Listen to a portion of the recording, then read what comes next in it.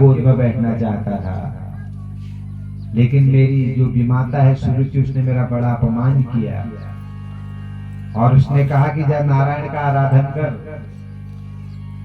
यही बात मैंने अपनी माँ सुनीति को बताई और मेरी माँ ने भी यही कहा कि नारायण का आराधन करो। संयोग के साथ हे गुरुदेव, आज आपसे भेंट हो गई है। अब आप मुझे बताइए, क्यों भगवान नारायण कौन है, कहाँ रहते हैं और कैसे मिलते हैं, ये विधि मुझे बताओ। नारद जी को ने ध्रुव जी को घर को वापस करने का बड़ा प्रयास किया। अरे यार, इतना नानू नाना दिन गए तो अंदर बच्चे कहाँ भगवान ने चक्कर में पड़ो छे। फसला क्रिकेट खेल, घर जेबे वॉलीबॉल खेल, गुल्ली डंडा खेल, तो एकांत जंगल में जाला कहीं बाघ भागने, शेर होने, खराबल दूंगा। लेकिन देखो, छोटे से बच्चे का संकल्प ऐसा है, गुरुदेव आप मुझे भटकाने का प्रयास मत करिए।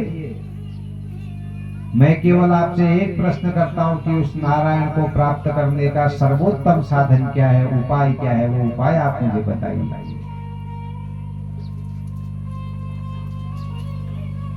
तो इसी प्रसंग में वर्णन आता है, नारद जी ने ध्रुव जी की योग्यता को पहचान लिया और आज जो लोग दौड़ लगा रहे हैं ना गुरुओं के वहां गुरु मंत्र लेने के लिए, आज नारद जी स्वयं ध्रुव जी की योग्यता को जान करके उनको गुरु मंत्र दे रहे हैं। ओम नमो भगवते वासुदेवाय मंत्रेणानेन देवस्य कुर्याद् द्रव्यमयीं बुधः सपर्यां विविधैर्द्रव्यैः देशकालविभागवित्।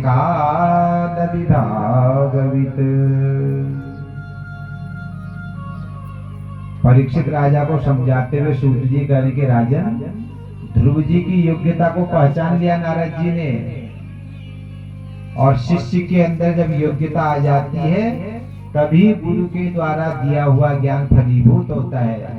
हर एक को मंत्र नहीं दिया जाता, देना भी नहीं चाहिए।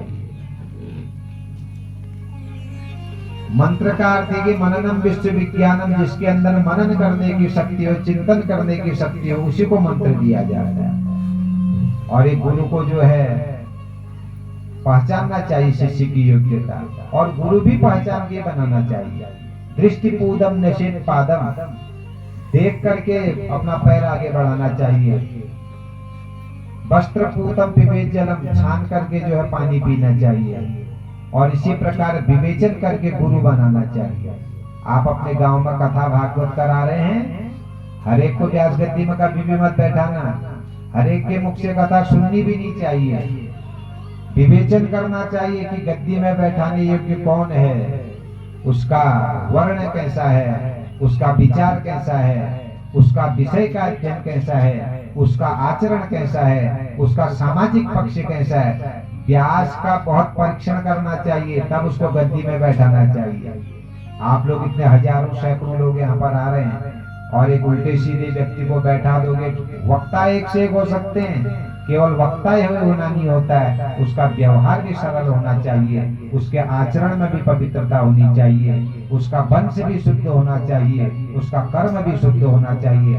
बहुत सोच समझ करके, जैसे हमारे बुजुर्ग लोग अपना पुरोहित रखते थे, इसी प्रकार सोच समझ करके व्यास का चयन करना चाहिए, कथावाचक का चयन करना चाहिए।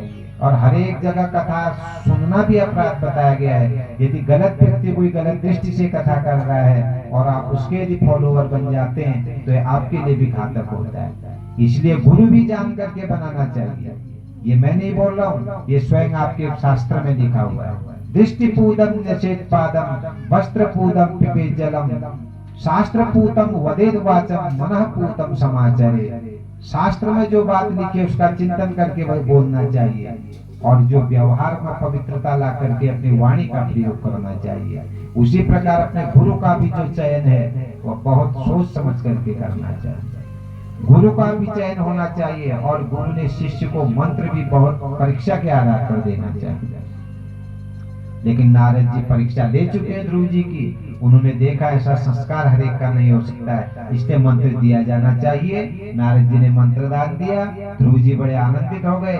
नारद जी बड़े श्रेष्ठ संत हैं और आज नारद जी के संसर्ग में रह करके सत्संग हुई, इनकी आपस में बातचीत हुई और ये सत्संग से क्या होता है, संस्कार बनता है। तो नारद जी के साथ जो संसर्ग यहाँ पर ध्रुव जी का हुआ है, उनका भक्ति का संस्कार बढ़ने लगा।